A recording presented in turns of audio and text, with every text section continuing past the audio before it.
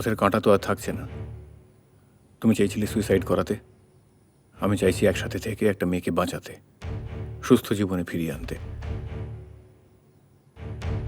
আর তুমি ধরা পড়ে গেলে যদি সবটা বলে দাও?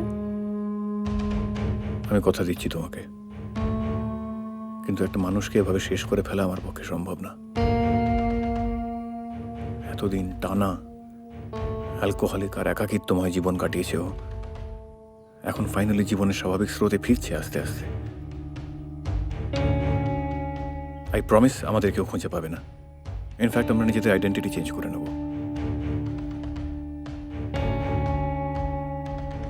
তুমি কি শিওর ছোট বউ আর সাহেবকে একটুও ভালোবাসে না?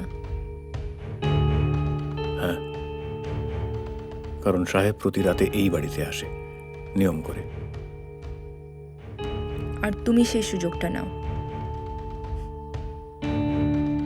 মেয়েদের মন বোঝা এতটা সোজা নয় পূর্ণেন্দু।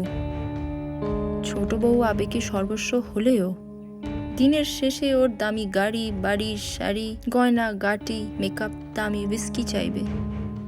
অফোর্ড করতে পারবে তো? আর যদিও তখন সাহেবকে সবটা বলে বলটা তোমার কোর্টে দিয়ে দেয় যে তুমি তাকে ব্ল্যাকমেল করে বাইরে নিয়ে এসছো, তখন?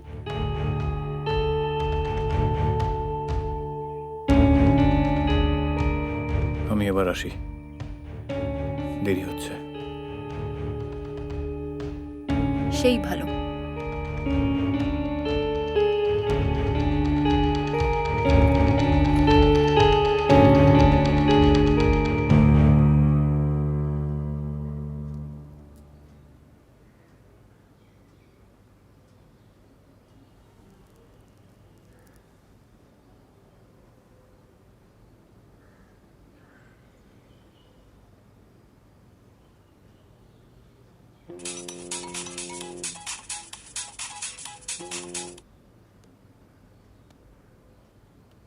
বলো।